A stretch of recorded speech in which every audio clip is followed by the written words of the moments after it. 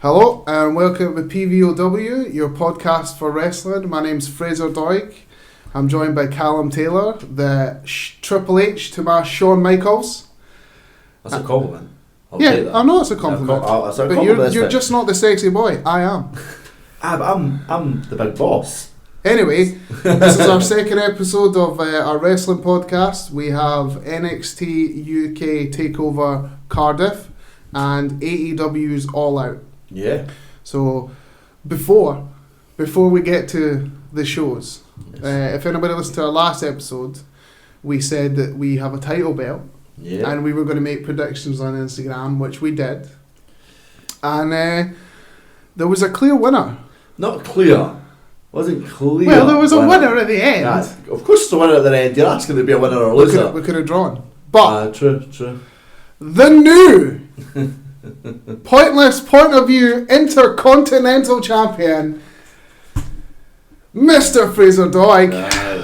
Dirty bastard. He stole it, people. Telling you right now, he cheated. I beat you fair and square by a point, but I beat you by fair and square. Next time it's mine. I'm saying it right now. Next time it's mine. Calling it. Well, you've got a chance at Night of Champions, the next pay-per-view, to take it off me, but you know, I might cheat to win. Yeah, need to. It's good to be the champ. Yeah. It's good to be the champ. It's fake news. It's fake news, people. Don't listen to him. It's fake news. So we're going to move on to we're going to start with NXT UK. Takeover Cardiff. First of all, what do you think of the show? Good show. But anything with NXT for me lately is just good in general. Especially their takeovers. I think somehow they have a level that beats WWE stand, like just WWE in its own, I feel. And this one again held up well. There was one match that was kind of the poorest of them, but that comes with the territory. But all in all, it was a clean, very clean and good performance by everyone. I completely agree. I thought it was better than Blackpool, their last takeover.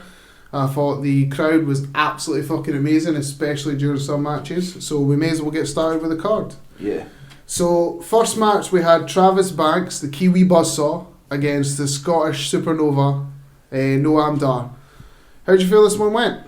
It was good. It was a nice wee start. There was nothing special in this match for me, to be honest with you, but it was a nice wee, let's just get them out there, get people hyped.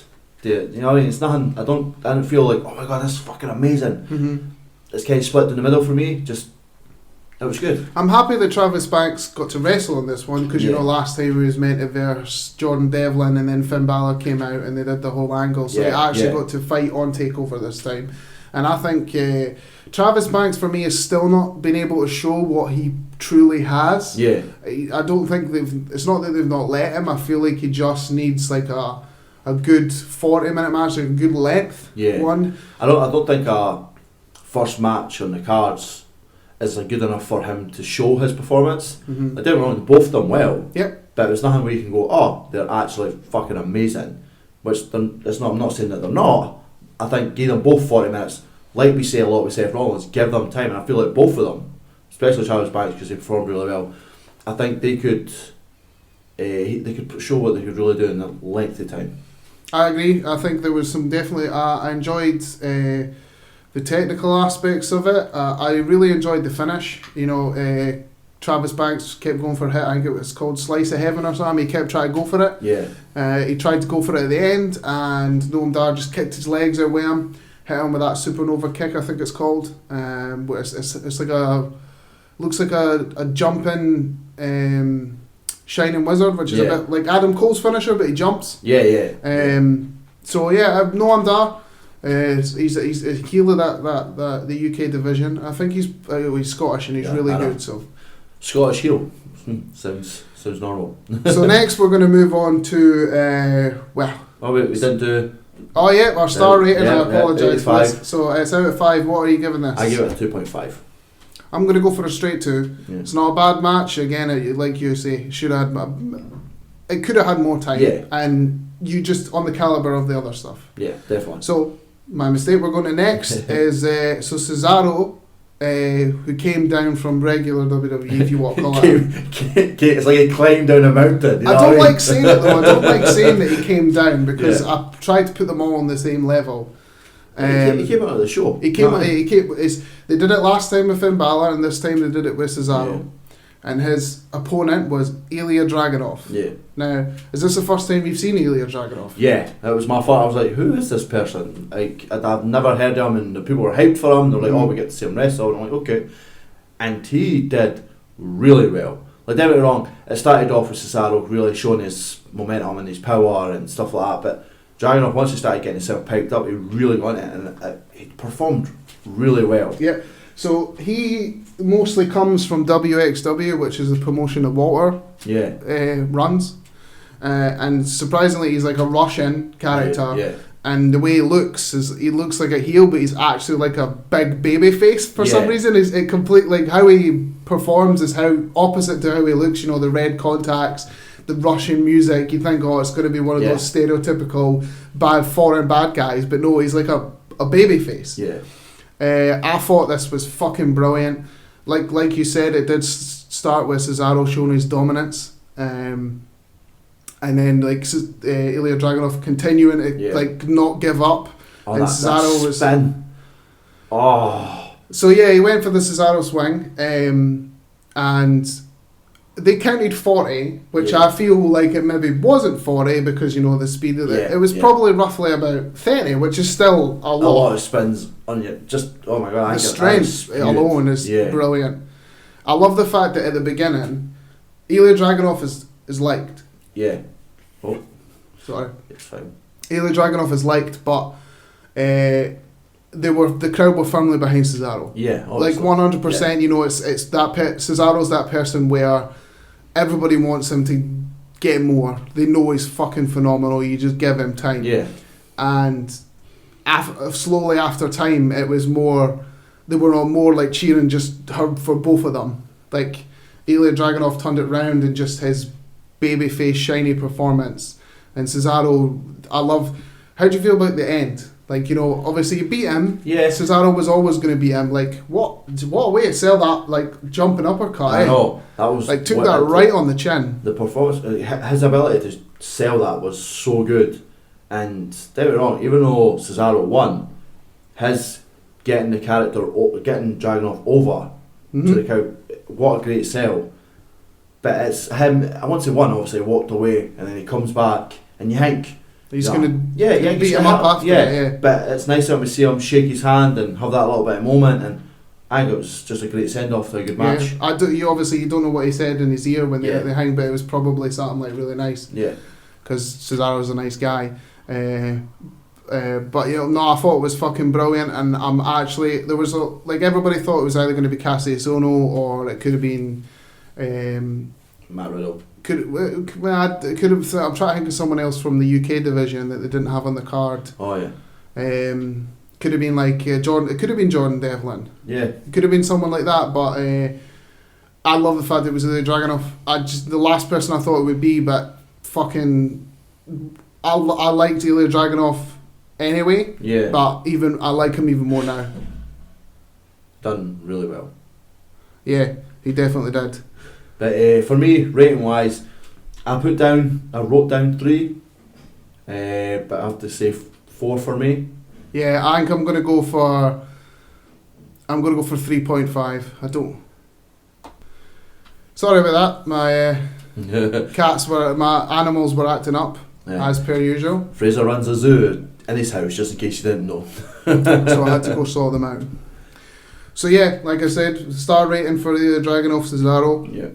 Next one we had was I know you love a tag team match, so we had a triple threat tag team match with the champions, the Grizzled Veterans, which is Zach Gibson and James Drake, against Gallus, who was Mark Coffey and Wolfgang, against the hometown boys of Flash Morgan Webster and Mark Andrews. Since you're the tag team guy, what did you think, man? Awesome. Fucking awesome. Yeah, tag team is my thing. I love it. But I love the fact that Veterans and Gallus, they're big dudes. Don't wrong, one's bigger than the other.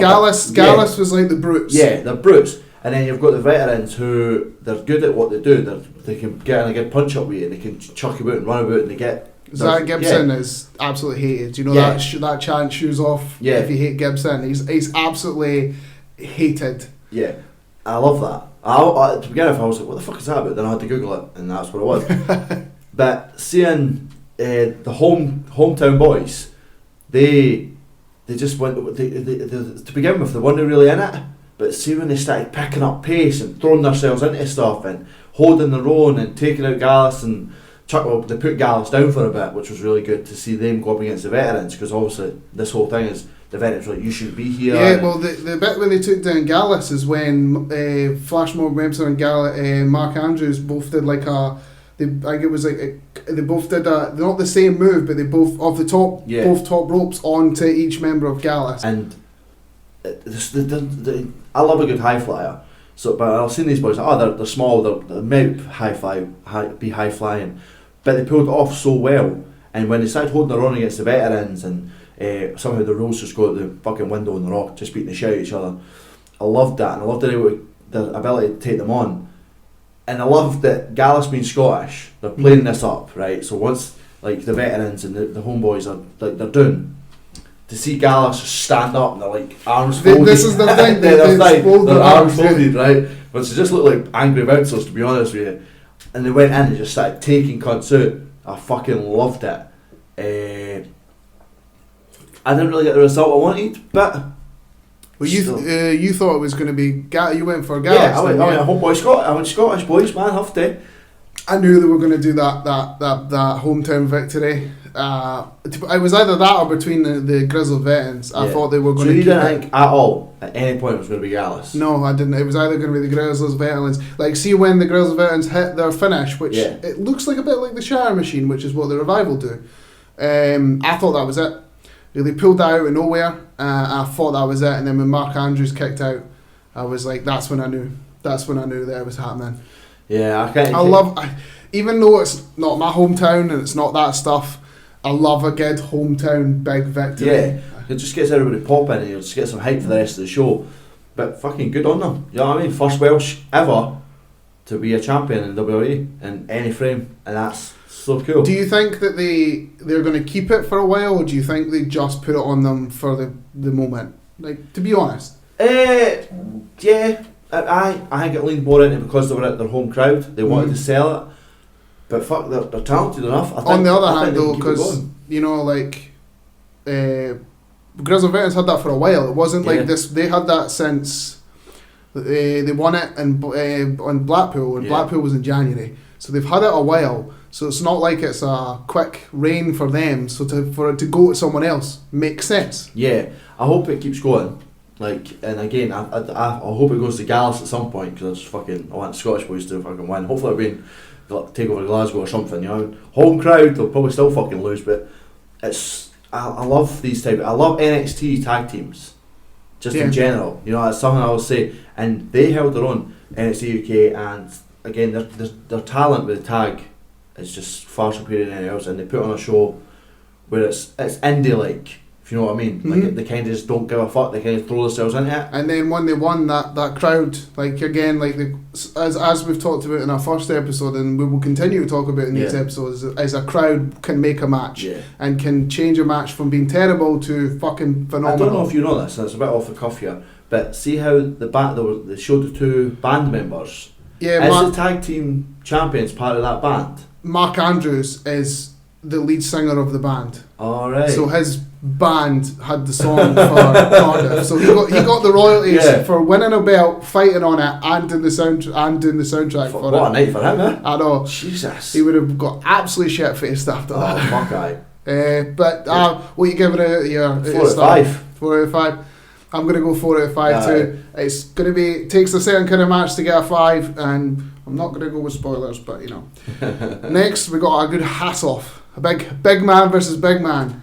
We've got Joe Coffey versus Dave Mastiff in a last man standing match, which was just so good. Just a hass off. Yeah. Just two big guys beating the shit out of each other. What do you think? Again, amazing. I got Joe Coffey, Scottish Celtic boy. You know, I've got to love him. But the fact that Mastiff is literally just. He looks like a wrecking ball on legs. Yeah. It's my only way to think about it. And his performance, again, I love it to see Joe Coffey, because he's a big guy himself, running up, trying to take him down, doesn't work. So they kind of go to this point where they're going, fuck it, we need to get weapons out. And the minute he put out what I believe is it looked like a Gallus on the side of it, which I don't think it did.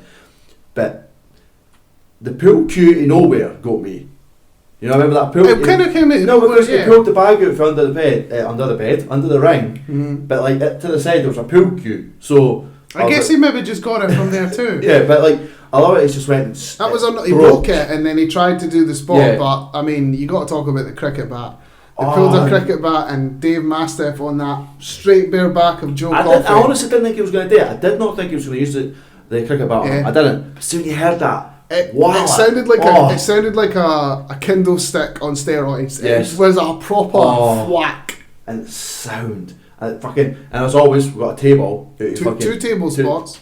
2 tables out of nowhere, which I didn't see them happening. But which one was? I think it was. Because he Coffey put it up, and I think Mastiff spear. I'd say spear, but Coffey speared him through one, and then Dave Mastiff did his cannonball through, which I imagine would hurt a lot. Yeah, like just take the tables one thing. They're used to that. Mastiff the human wrecking ball is just something else. So I have to kind of go back a bit, because there was a bit in the start of the match where Mastiff threw Coffey into the corner, and the turnbuckle broke off. Yeah, this is something we discussed, and we were like, was it real? Was it planned? What's this? And I have to agree with you. I don't think it was planned. I don't think it was planned either, but I think it made the match better. Yeah, it's a good start where you're like, okay, this is going to go everywhere, and these are massive horse guys. Can I ask you, did you laugh when Coffey fell? Yeah, because for some reason I don't know why he went for it. Yeah, it's like, did you not see that it's half broken? And then Ken just gave out. It's just, it's pressure at the moment. 2 seconds later, they were able to use it for running. Did you see that? When he went, he ran and then put his back on the rope, then flew forward. It looked ridiculous, but they sold it so well.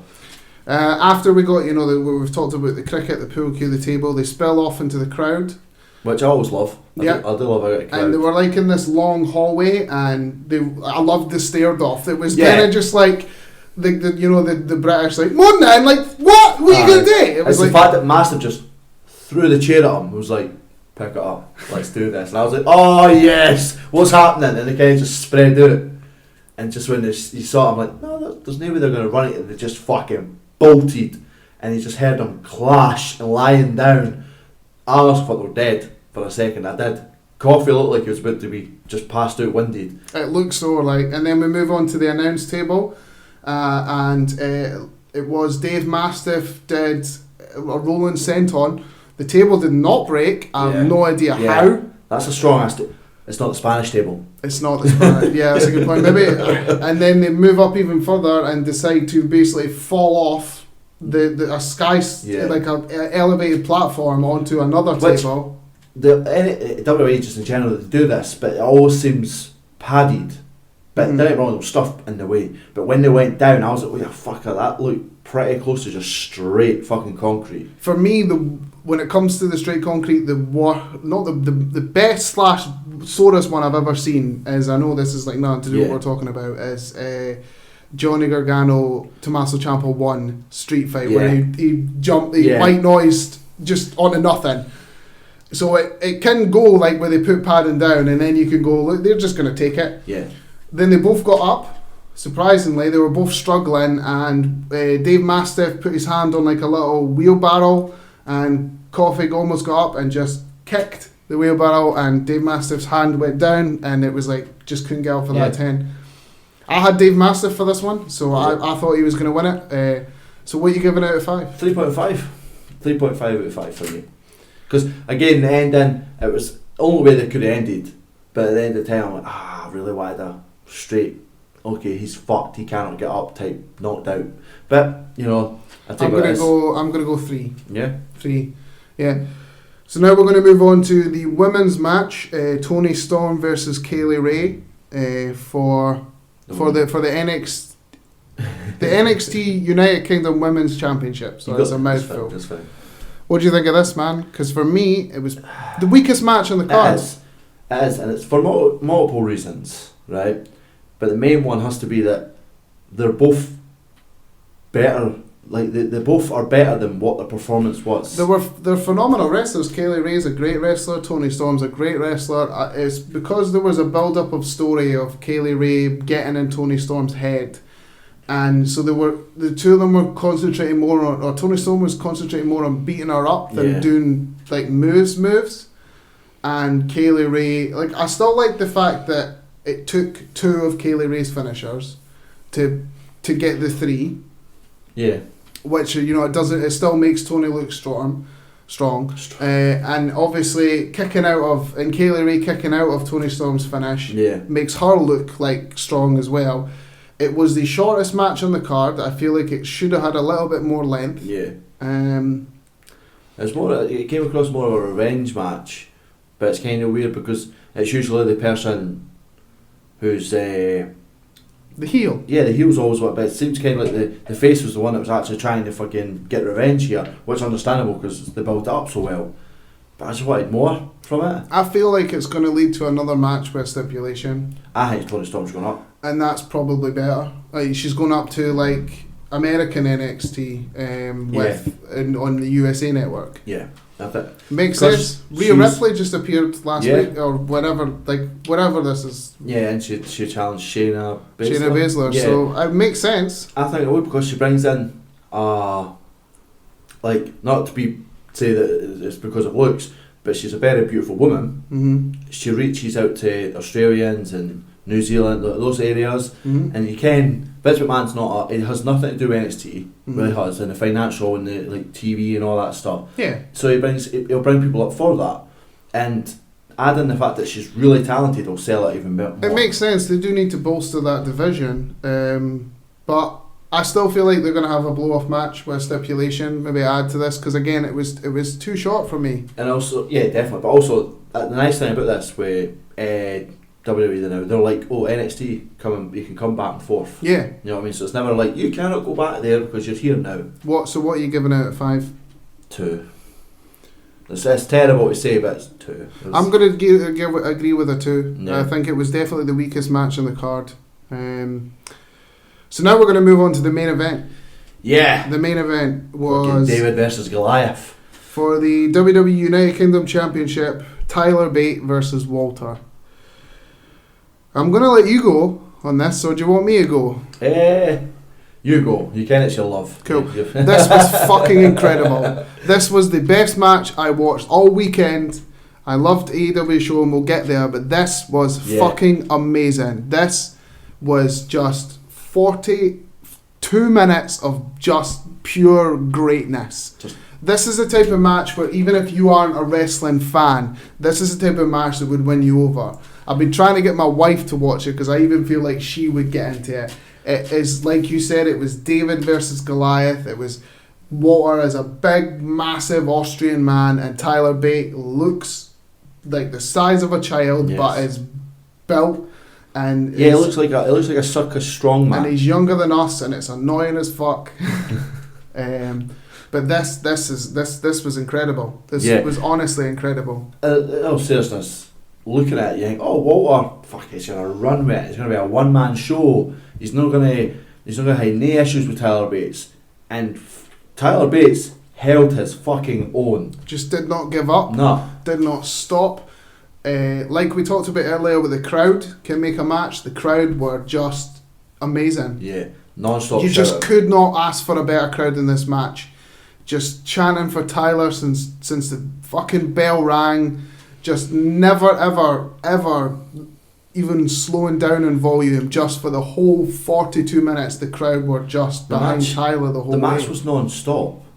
Like, it veered one way and the other way, but they were always coming back, and just Walter again. I love Walter. Yeah, I know you love Walter. We all know you've probably got a massive body pillow in your bedroom when your wife's not sleeping there. But Walter, you think, he's a big dude, he's not going to do much, but fuck, he can really wrestle, and it's such a pride to his abilities that he can hold his own with a Tyler Bates who, for no apparent reason, should be able to lift. Well, one of his nicknames, as you would say, is Big Strong Boy, because he looks like a boy and he's like really strong. Yeah. But yeah, like everything about this, I see Tyler Bates' chest by the end of it. My God. I love. I'm sure he had hair. I love Walter to pieces. I think Walter's fucking amazing. And you know yourself, I've like done some training in wrestling, but even if Vince McMahon was like, I'll give you $1 million to fight Walter for 40 minutes, I'd be like, no thanks. Yeah.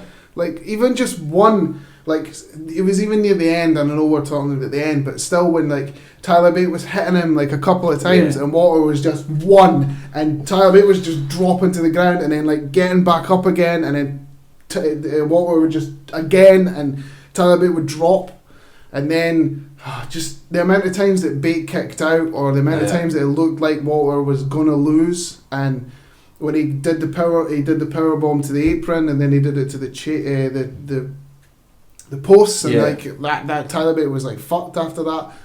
Also, Nigel McGuinness on commentary, how fucking good was he, man? Like he genuinely was like, he was like amazed at it. Like the crowd. It's literally like they gave someone in the crowd the microphone. Yeah, he was like, how is Tyler Bate doing it? Even he was like, go fucking Tyler, do it! Like it was everything about the commentating, the comment, like I said, the commentating, the crowd, the match, everything about this is what makes a fucking perfect match. Do you want to take the finish? Because I'm fucking rambling here, man. You seem quite. You alright? You good? See, I love a good David and Goliath. Mm-hmm. Always have. You know, we had it at WWE, just Big Show against anybody, right? I'm saying it right now, I would love Big Show to come back for a Walter match. Just saying it. I know, but I would love it. But seeing Tyler Bates lift Walter over multiple times of fucking it up, just lifting him up and then planting him, it was some fucking Hulk Hogan versus fucking Andre. He hit him with a Tyler Driver 97, which is the year he was born, which again hurts. Oh my God, I'm old. Yeah, I know, that's what I told you, it hurts. God damn it! No wonder he's so tiny. He's got puberty kicking. It hurts. Oh my God. Anyway, getting him up for that as well, and the amount of times he didn't give up. Taking him to the top of the ropes too, trying to get up. Same as when he did the back suplex onto the side of the apron, I was just like, oh my God, like he's dead. Yeah. So the finish basically is Tyler Bate won't give up. Yeah. Just no matter what he does, he push up. See when it came to that one count. Yeah, he got Walter hit him with a powerbomb and he kicked out one. The crowd was just electric. He was ready to go, and then Walter ran back to the ropes and hit him with an absolute JBL, Stan Hansen, lariat, and 1, 2, 3, and that was it. And the crowd were just dead. Oh no! I thought Tyler was dead. I swear, I'm like I was on the phone with you, and I'm like, what just happened? Where'd it go? You know what I mean? And fucking, oh my god, Tyler Bates.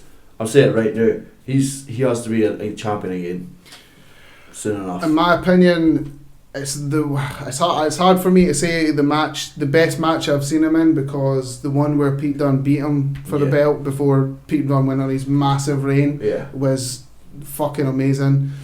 It was definitely on Cal. What you giving out of 5? 4.5. 4.5. They're missing that 1 point because I want big man Tyler Bates to win after everything. You taking it off just for that? I'm taking it out. I'm spiteful. Leave me be. Cool. Well, I'm giving it the 5. The first 5, and these will not appear for me that often, but this is a fucking 5. Question. Tyler Bates versus Walter. Pete Dunne versus Walter. You can't do Which this to better? me. You can't. You're on record, mate. I'm asking you. You can't ask me to answer that. That's shocking. I can't answer it. I genuinely after again I watched it again. Yeah. Because and I can't answer it. I can't answer what is better. It's so hard. It's so hard. Sorry for putting you on the spot. You okay? I'm gonna have to go for Tyler. Yeah, I completely agree. And it's what pushes over the edge?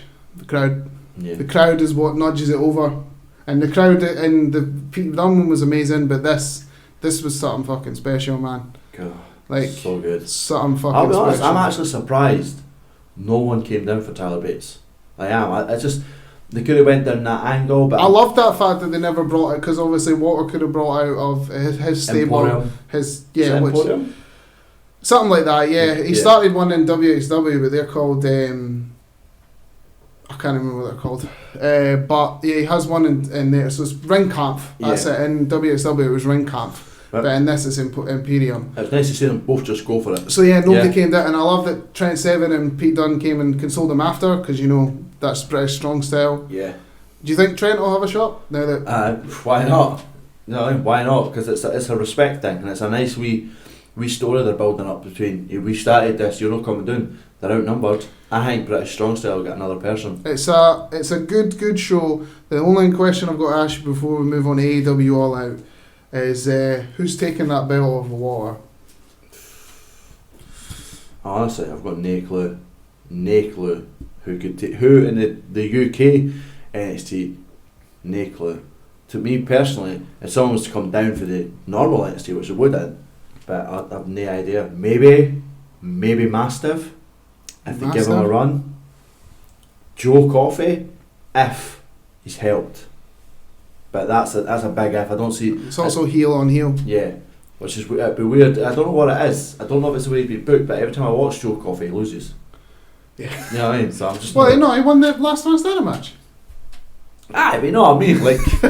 Well, I'm going to go for John Devlin, because then I've kind of got an advantage here. In OVW, the Irish promotion, Walt was champion, and they had this big storyline where Devlin beat him, and I think they're going to do it. So I think John Devlin is going to. Time will tell. How long do you think he's keeping it? Oh, a while. Yeah. Not as long as Pete Dunne, but a while. Yeah. But for me, Tyler Bate versus Walter, is going to be the same thing. Not the exact same thing, but it's going to have that same feeling with John Devlin, and that will also be incredible. Nice.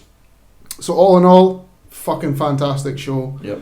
Absolutely brilliant. So we're now going to move on to AEW All Out. Yeah. This was AEW's 4th show. Pay-per-view wise. I think it's 4th, but is it their 2nd of just them? No, about Firefest and stuff like that. That was them, yeah. Was it? Yeah, so you had, because it was it's All In, Double or Nothing. All In. All In doesn't count because that was before the formation of it. So it was Double or Nothing, Fighter Fest, Fight for the Fallen, and All Out. Oh. So this is our 4th show. That's good. Yeah, for a 4th show, they're still green. Yeah. They're all spectacular performers, but in a sense, of business wise, they're still green. So. You got to take this show with a pinch of salt.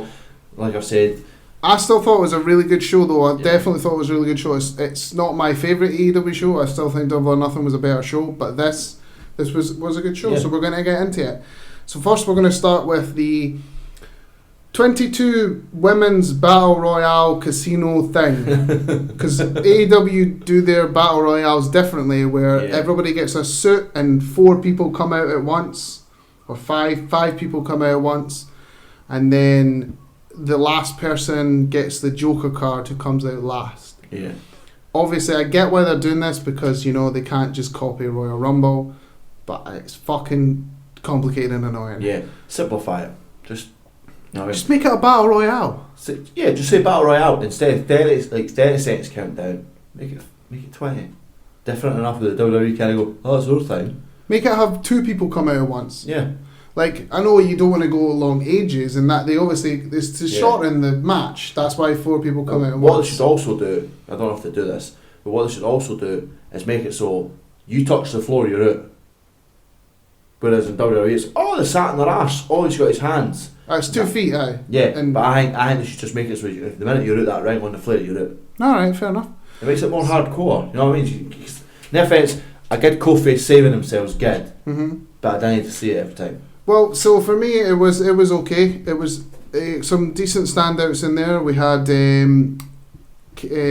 we had Britt Baker, who's becoming a standout in that division. We had Nyla Rose, who looked very dominant. We had Awesome Kong in there, Brandy Rhodes.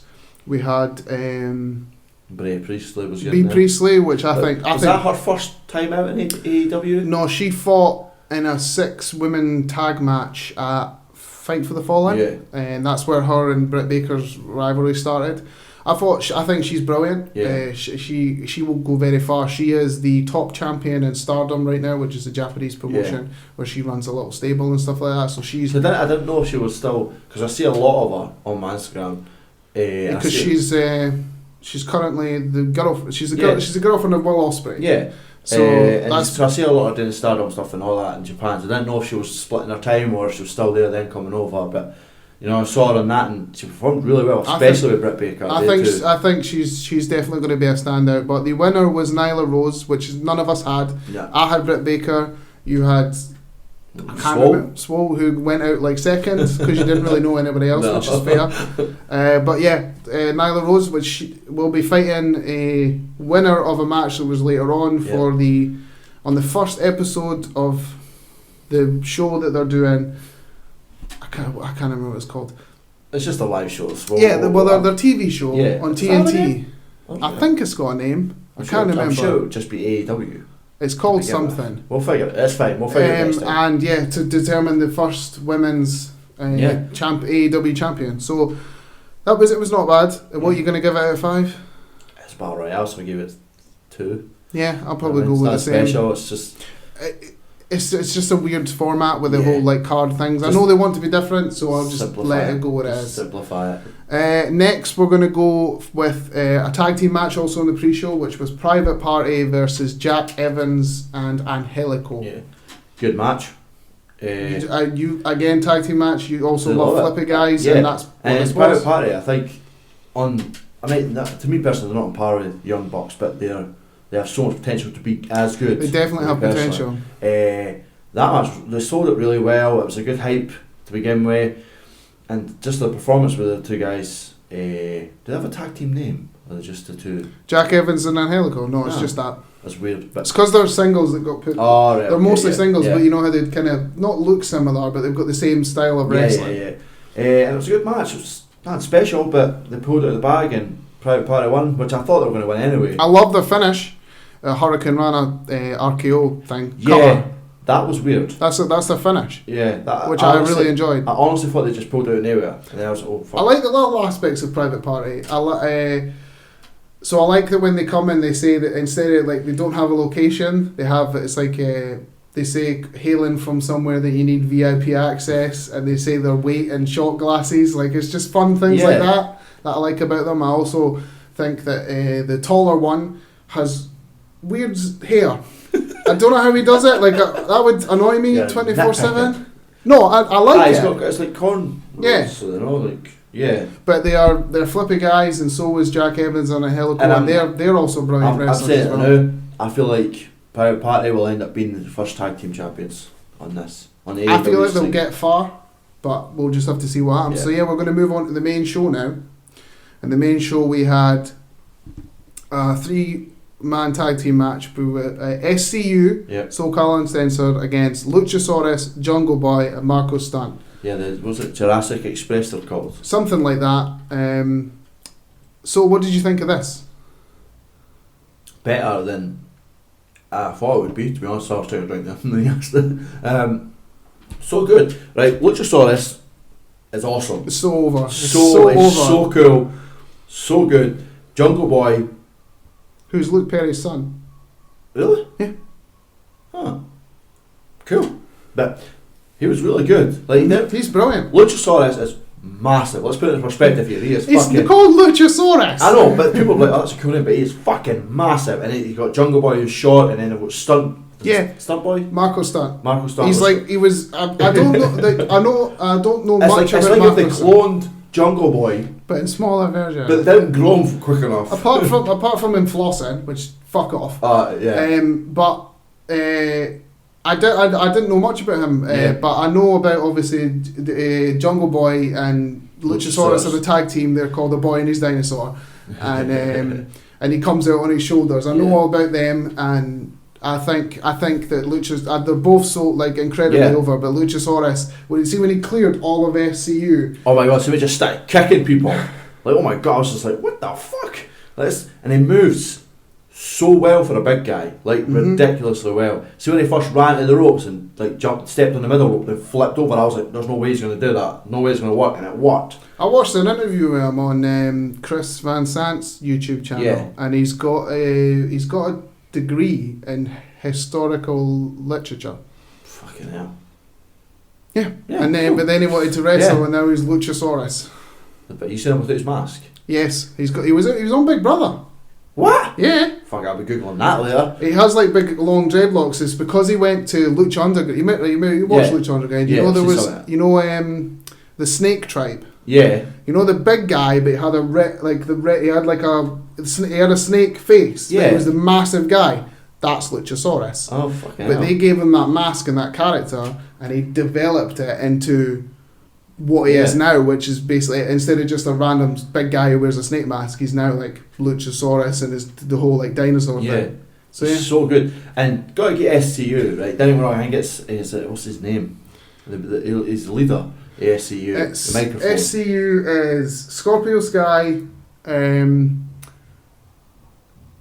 Christopher Daniels, and keep talking. Keep talking. I think it's Christopher Daniels anyway. It's Christopher Daniels as a leader. Yeah. Don't get me wrong. Frankie Kazarian. Yeah. Scorpio Sky, Frankie Kazarian, Christopher Daniels. Thank you. Christopher Daniels, right, is one of those wrestlers who he's been around a while. Mm-hmm. He's getting on, but he can perform still. He's a bit stiff, but that comes just with age. But his performance is selling Stunt Boy and Jungle Boy with him is so well. And so when he tried to do the floss, it's hilarious. Like he was just doing really slow. Yeah.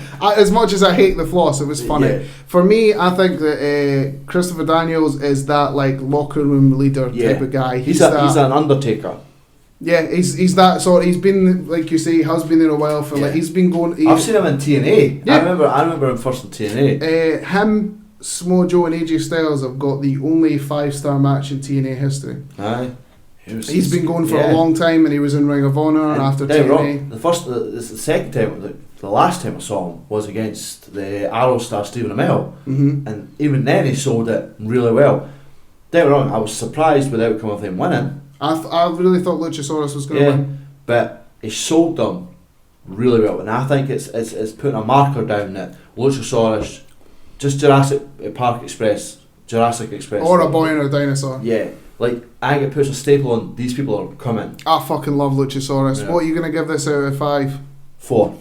You're giving it a 4. I'm giving it a 3. Yeah. Because Luchasaurus never won. So you're taking 2 points away for them not winning. Terrible. I just like Luchasaurus. Terrible.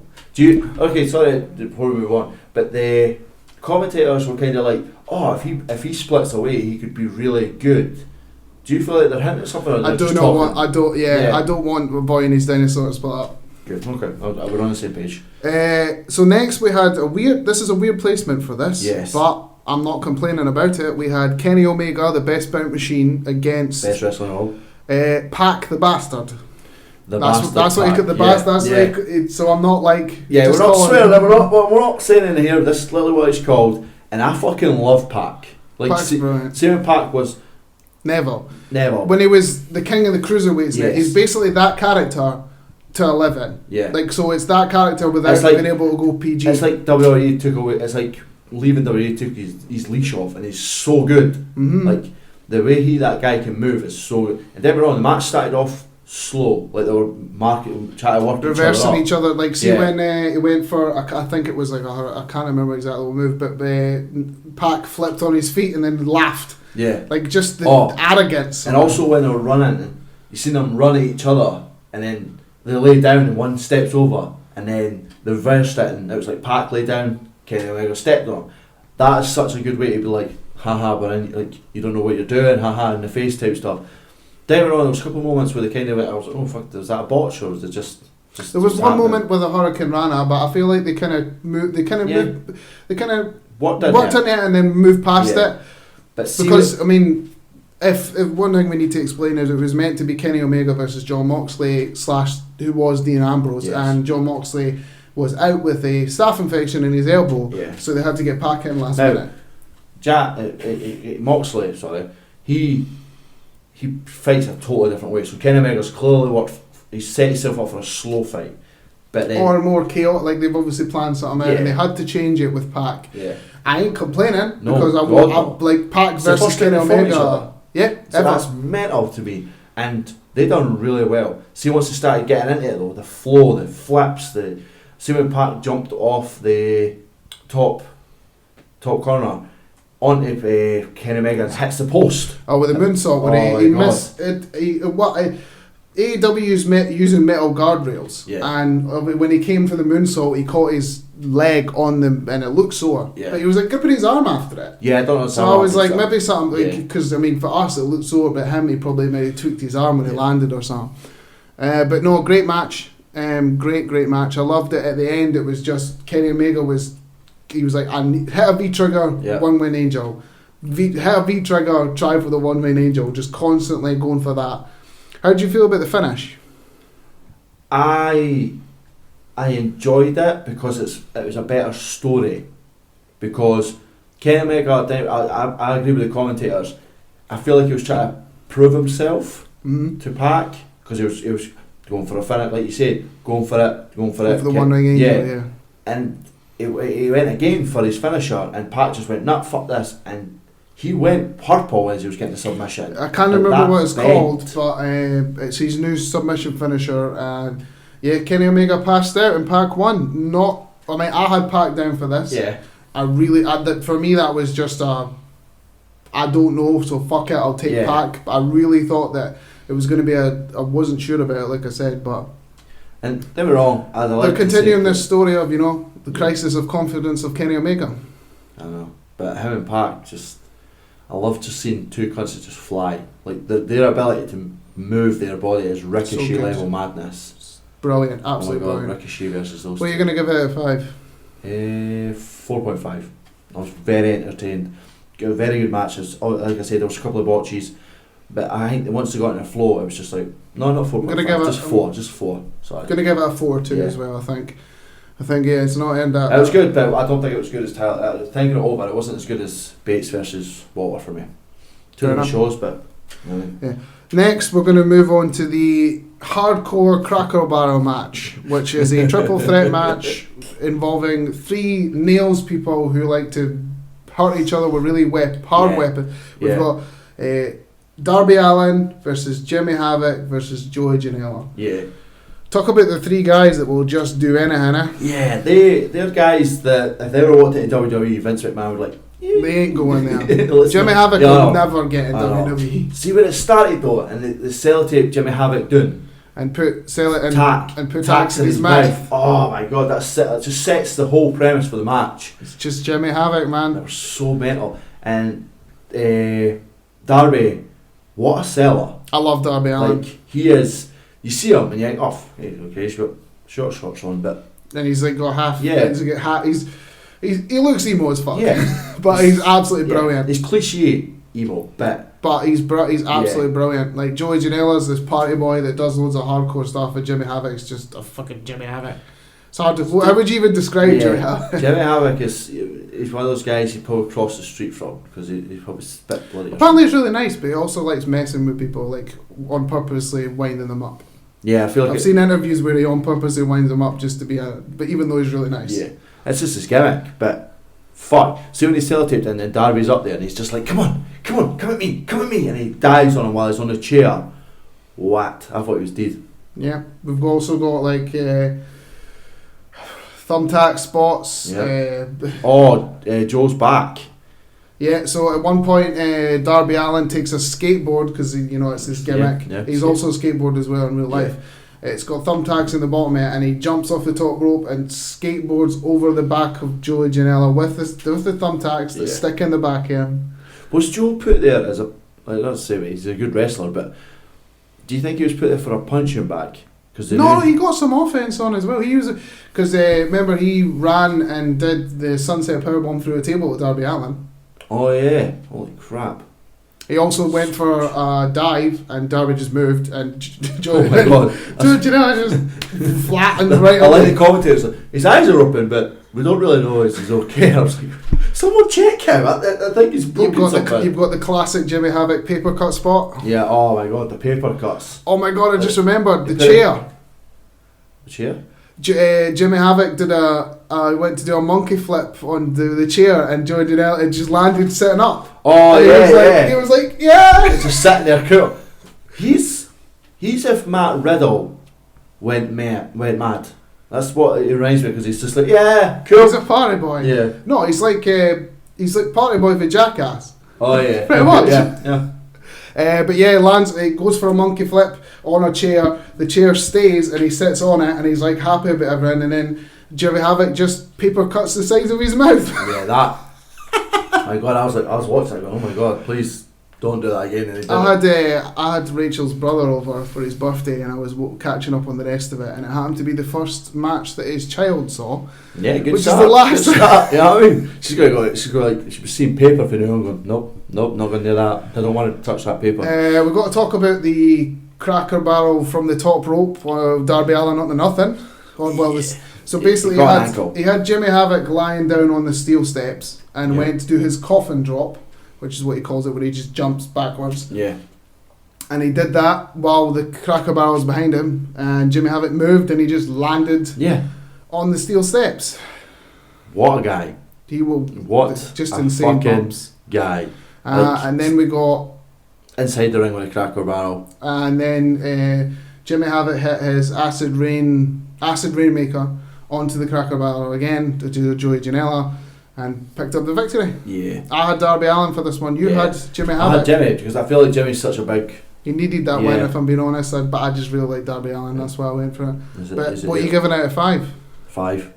Just straight 5. Just have a hardcore match. You can't, I'm just fucking mad for a good fucking bash up. Like, it's my niche for when wrestling was back in the day. I'm not going to say when wrestling was wrestling, because that's not right. Yeah. Back in the day. I'm gonna go for 3.5. I really enjoyed it. I do like I do like a hardcore match. I love the fact that AEW aren't hiding the fact that it's sponsored. Like they're like, it's like the commentators are, it's a hardcore match, but Cracker Barrel. Yeah, they were in each other with Cracker Barrel biscuits, or well, the scones, but they call them. I don't know what it is. Let's look. Oh my God! When the commentator was like, you can't hurt him with a skull, but when he hit him with the metal, the guy was like, that's tinfoil. oh my God. Next we got a tag team match between the Dark Order versus Best Friends. Yeah. This was after having Kenny Omega and Pac and the Cracker Barrel clash. Yeah. The crowd were a bit dead for this, because for me, the Dark Order they're not gaining that hate or like boo that they want. Yeah, but that's the thing you have to build up to. Like, don't get me wrong, they were good, but I feel like after a couple of weeks or months, however how many of their TV shows are going to be, they'll start using them better, especially because it's like when the Undertaker coming down at daytime at WWE's WrestleMania. Them coming down bright day just makes no sense. They're meant to be dark, they're meant to be creepy. Turn the lights off, have them walk down.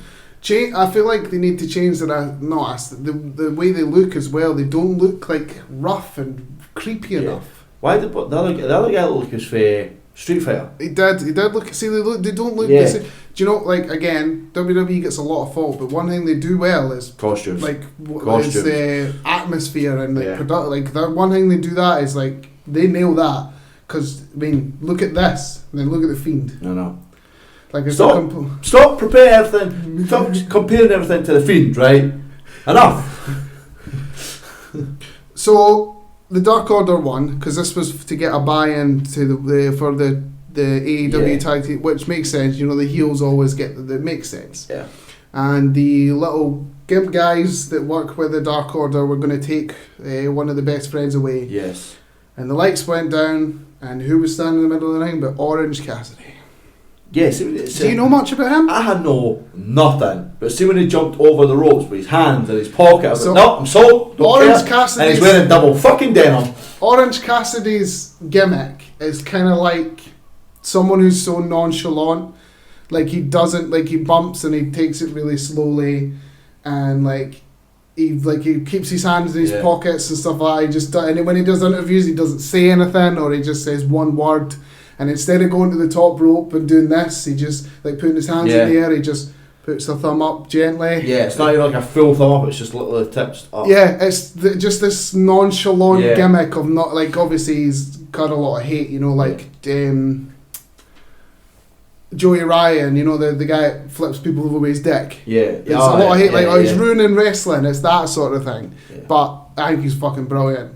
And he can do a suicide dive with his hands in his pockets. Yeah. And he can also do a flip up with his hands in his pockets. Good guy. I think it was brilliant. It's a nice re-end to an okay match. What are you going to give it a 5? 3. Yeah, I'm going to go for a 2 for this because I feel like the crowd just weren't behind it as much. And I love the best friends too, which is annoying. Yeah, the Dark Order are great wrestlers. It's just they need the atmosphere and they need the crowd to dislike them. But the thing with AEW, I think they're giving their characters, let's just say characters, right? They control how they look. Mm-hmm. Whereas WWE, they literally go through a whole service of that doesn't sell your character well. I do feel like they need to change something up with their look. Look more dark, look like the Dark Order, because they just look like two guys in masks. Because that's going to come at a point like that. Then you've got the Young Bucks who just the stuff's good. That's how they are. But you're going to get characters over time who they're not going to fit in with yourself. Which is that's AEW's thing. They're like everyone comes and breeds themselves. That's all about fighting. But they have to try and sell the entertainment with their madness. I do believe that. But hopefully I watched it. So next match. Oh, here we go. It's a women's qualifying match to face the winner of the Battle Royale. We had Hikaru. I can't remember her last name. Hikaru's something, but against Riho. Yeah. Riho or something like that. I think it's Riho.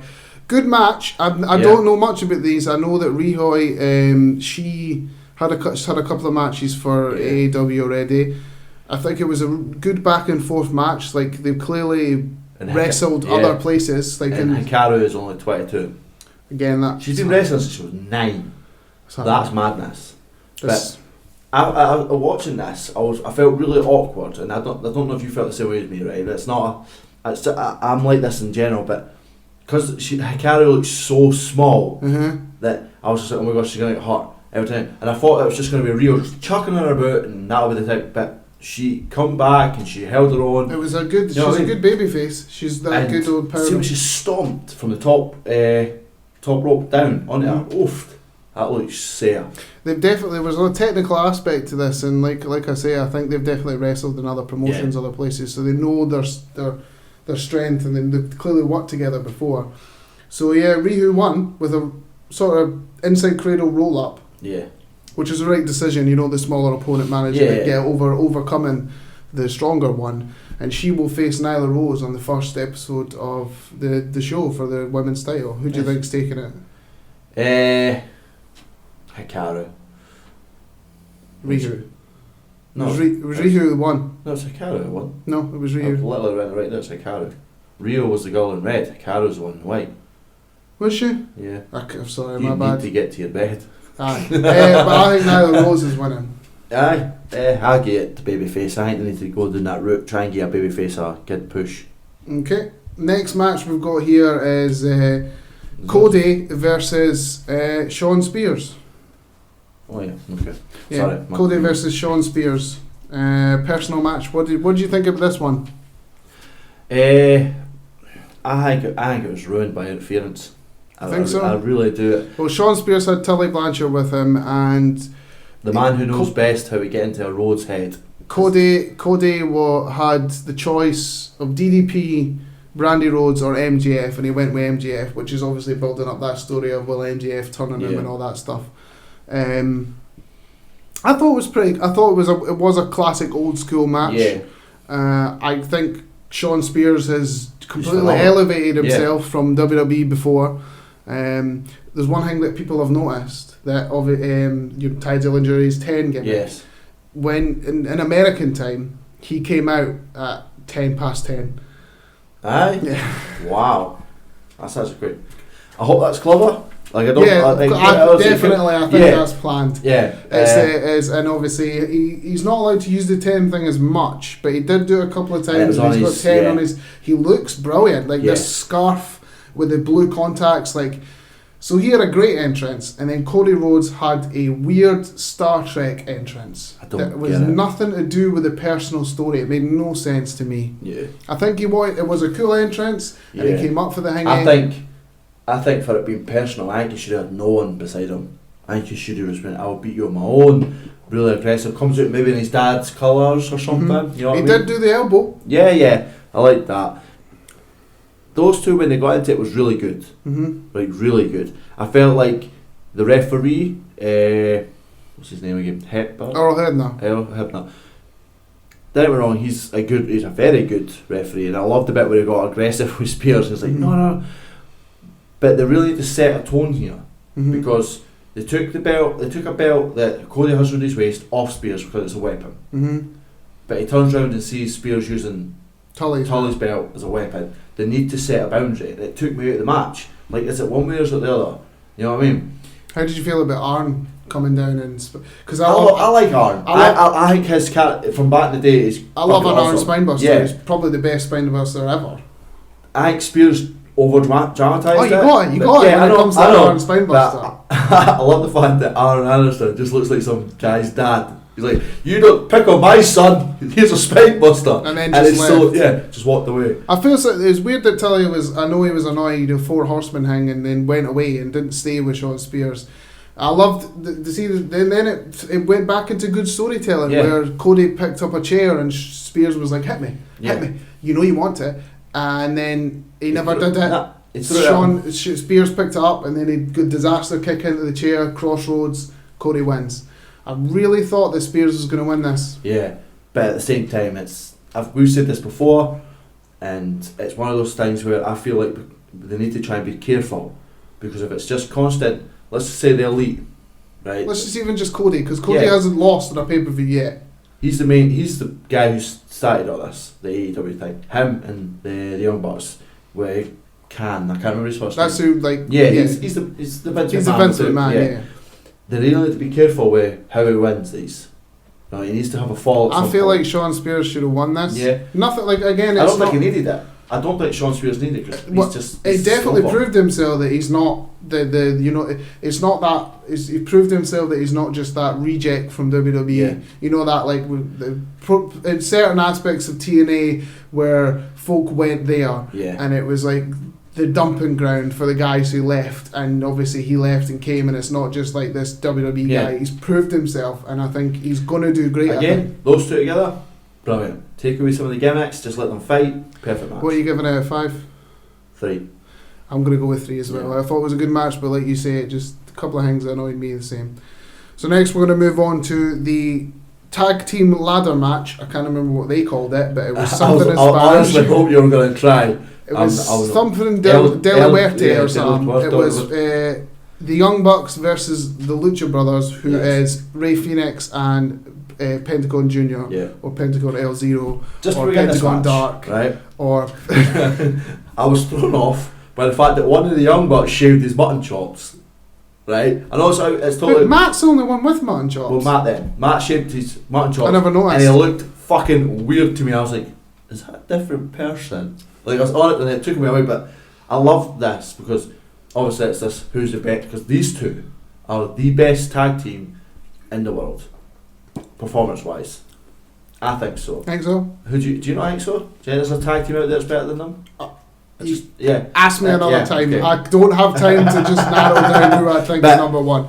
They're definitely in contention. Yeah, I love this whole build up, and obviously they do that. I don't know what it is they say, but the Lucha Bros do that hand up, hand down thing, and then obviously the Young Bucks have took it, so it's like my massive balls and whatever it translates to. They just Cero Medo. Yeah. It's live forever or something. I can't remember. And then I don't know what the Young Bucks was. Their one's like suck my balls or something. Like that. It's to take the piss at them, man, because it's the Young Bucks. Yeah. Again. But that's the Cero Medo. See, this is why I'm around. This is why I'm around. But just I instantly went, oh, ladder match. This is gonna be fucking awesome. Then you look around and there's tables. I'm like, why are those tables set? Table. That's fine. I love it. It's just for taking up space, and they just throw themselves into this. I love this. The two young brothers. Yeah, it was two older brothers. Which is Nick. It was Nick and Phoenix, Matt and Pentagon. Yeah, I love that. You know what I mean? They're both trying to do power moves, and they're just staring at each other, and they're like, "Yeah, you do it." I'll do it. So we'll go over a couple of spots, then I'll ask you certain questions, right? So we have to talk about the Canadian Destroyer from a ladder through a table. Yes. We have to talk about the younger brothers jumping, like arguing with each other across from the ring, and just be like, "No, you do it," and then fuck it, we'll both just jump on the older brothers on each thing down there on the tables. The timing of the move, like Pentagon Junior doing a sling blade, like when he jumped round the ladder and like caught Matt on the way down. Ray Phoenix's ability to just bounce and walk along any rope. Yeah. That was I honestly thought he fucked up so many times, but he just took it and done. He just turns himself into a fucking hot air balloon and just floats away. And I mean the big. You want to talk about the big one because I've talked a lot of spots. You want to take the. It was from the top. It's from the ladder, from the top rope into a ladder on this side of the ring. I can't remember what's the move called. So he pushed him off the ladder. No, it was when Pentagon pushed the ladder that Nick was on. Caught. And he meant to go through two tables, hits one, then hits his head off the table that stays. Oh. His foot caught the top rope and he went through basically one ladder, but his head hit the other ladder. I honestly thought he was really... His hand was cut. Yeah, I thought he was out of it. Honestly, I thought it was a botch. And it might have been. He was meant to go through two. Yeah, but seeing him was lying because the ladder wasn't big enough and they were too far away. I'm going to ask you this, right, before you obviously that bit. Were the Lucha Brothers trying to get big ladders? Because they went around looking for a bit. The older brother, Phoenix, was just like, I can't find it. I think so. There was like the ladder that they did that spot on. The ladder was too small and they were too far away. They needed to be higher so you could go through both of the tables, and at least it would still hurt, but not as much as it probably hurt. It's just green moments for people setting up. But anyway, but that stuff you can't help. But it made the spot look solar. Yeah. So before I ask you what you're giving out of 5. Who's your favourite Young Buck? Is it Matt or is it Nick? Do you need me to tell you who's who? Nick's the one that never had mutton chops. So Nick's the one that went through the table. Yeah. And Matt's the one with the mutton chops. Matt's the older one, and Nick's the younger one. Nick. See, I like Matt more than I like Nick. Aye? Yeah, so Matt was the one, the one that had constant back problems when they were in New Japan. Yeah. I like Matt more than I like Nick. Who's your favourite Lucha brother? Phoenix or Pentagon Junior or Pentagon Zero or Pentagon... I won't do it again. Phoenix is the mask, is it not? Phoenix is the one with the mask. They've both got masks. No, but like the one that's... You know how... Pentagon is the one with the skulls on his mouth. Yes, I like Pentagon more than I... Yeah, we never talked about when the Young Bucks took off... I didn't like it. I didn't either. As anyone who doesn't know wrestling, luchas, it's massive disrespect to take their masks off. Obviously, it was okayed by him. There's no way they did it without their permission. And I know he covered his face, but I just didn't like it. No. But what I did like is the fact that when the younger brother hugged one of the one of the young bucks, right? And by the names, leave me be. And they're both called Jackson. Right, there's Jackson then. Fucking hell, right? And Phoenix goes up and they've got him, and then the brother gets him. Package power driver him through the ladder. Oh my god, it was just like, nah, he took my mask off, we're fucking doing this, and I'm like, oh my god, he's dead, he's broken, what's, and I'm honestly surprised they get up after these matches, I really am. Yeah, they did interview, Matt and Nick Jackson did interviews after it saying like yeah, it was great, one of the best ladder matches I've been in, they might be the last one I do. I'm a bit banged up, and they're like just standing there. I'm like, just go, lie down. Is there a doctor? Hopefully not the WWE doctor, but is there a doctor around here? Last question before I ask your star rating. Okay. Who is the better tag team? The Lucha Bros. You think so? The Lucha Bros. I think they're on Young Bucks. You only did this. I'm doing this to you because you did this like, to me. Young Bucks they are so good at telling a story and performance wise, but the Lucha Bros seem to just go that little bit further. You know what I mean? They've got that background and they're just so like one of the brothers that the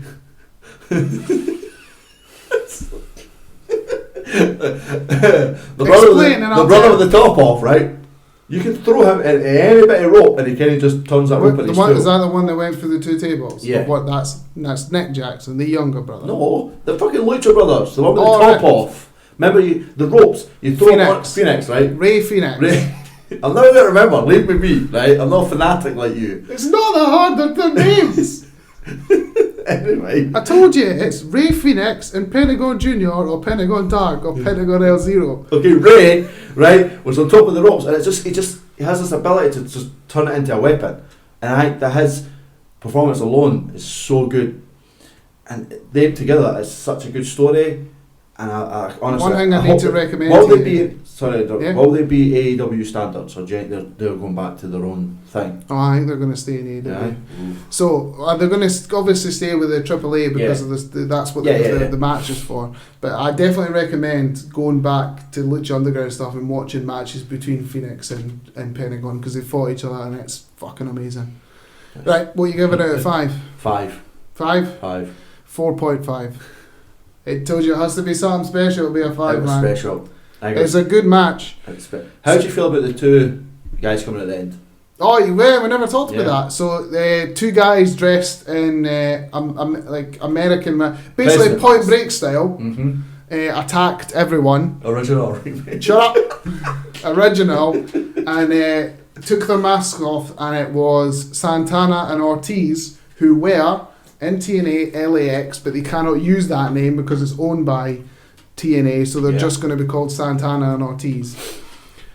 I love it. They're fucking brilliant. I don't know much about them. I'm glad they never went to WWE. Yeah.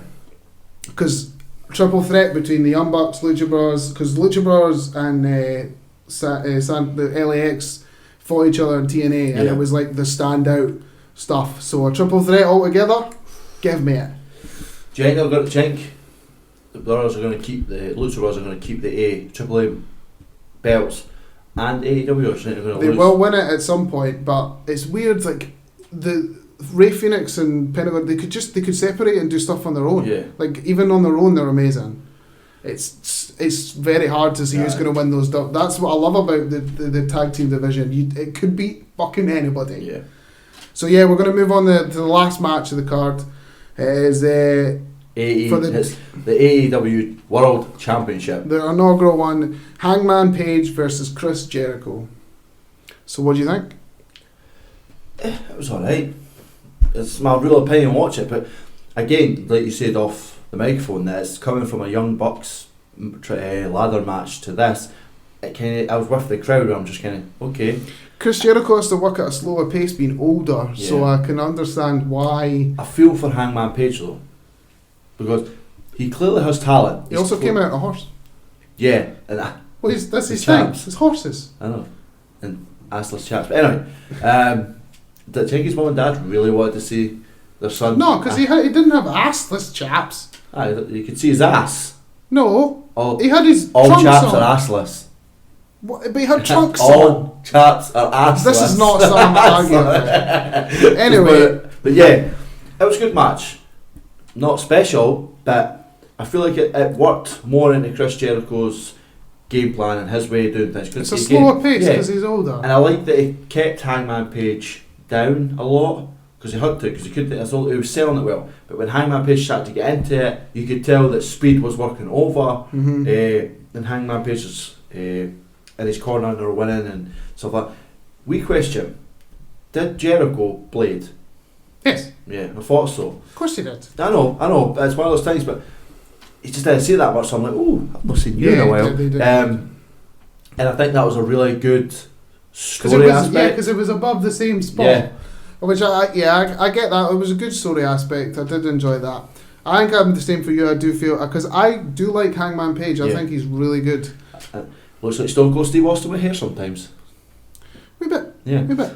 But Chris Jericho won. They both went for the finish at the same. I mean, we have to talk about when Hangman Page came off the top rope and got caught in a code breaker. Yeah, that was really cool. And then the finish of the match was Chris. After Hangman Page kicking out with the code breaker and Hangman Page in his finish. I can't remember the name of it, which is like a backwards tombstone hang. Yeah.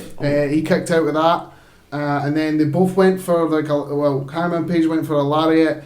Jericho went for the Judas effect and he hit before Hangman Page did, and that is how Chris Jericho won. Yeah. I still do not like the Judas effect. No. It's just a back elbow. I do not like it. How do you feel if he had won by Walls of Jericho? I'm still on the fence about Jericho winning because to me, I get it. Yeah. I get why he won. It's to establish the brand, to have a big name, hold the title, but it's still an ex-WWE guy. It's still an older guy. It's weird. It's a flip of the coin. I really feel Jericho should have sold Hangman Page. I really feel that this should have been, because obviously even in New Japan and when they're part of the faction over there, I really feel that Hangman Page has always been that wrestler. You know what I mean? People always put. That's why I feel like a lot of people are it's not that he doesn't deserve to be in that spot, it's that some people are still not sold on him. Yeah. Like, why is he there? And why is it not Kenny Omega? Why is it not like Pac? Why is it not like Moxley? Why is it not someone else? Like, they could have sold it. So I feel like Jericho should have took the fall. I really do. I think Hangman Page should have won. I would love to see Hangman Page win, but I think he will win it at some point. Yeah. It's going to happen. Well, that was the show. What are you giving out of 5? 3. Before I forget. I'm going to go for a 3 as well. Yeah. That's was AEW and NXT. This has been a good one. Yeah. And as my first AEW show, did you enjoy it? It was good. It had some issues, but again, they're green. They'll get to it. And I'm looking forward to the stuff that's coming up and the TV. The next show is called Full Gear, which is on November. By the way, I got to ask, where are they getting these names for? Well, you can't really call it anything. No. WWE, come on, man. Full Gear's better than Balls of Fire or whatever that was called, remember? Oh, yeah. Stomping Ground. Just wait until they do Water in a Cell. Hell, no. They're not going to do exactly the same. It would be funny if they just took one word out. Okay, that's Hell in a bowl. Hell in a ring. So this has been PVOW on NXT and AEW. Next, we've got Night of Champions coming. Yep. So I'm going to pick up my belt again, because I have to sign off as your PVOW Intercontinental Champion, the reigning, defending Intercontinental Champion. You stole it, people. I'm telling you. And system. I have been Fraser the Champ. I have been Callum. Listen to fake news.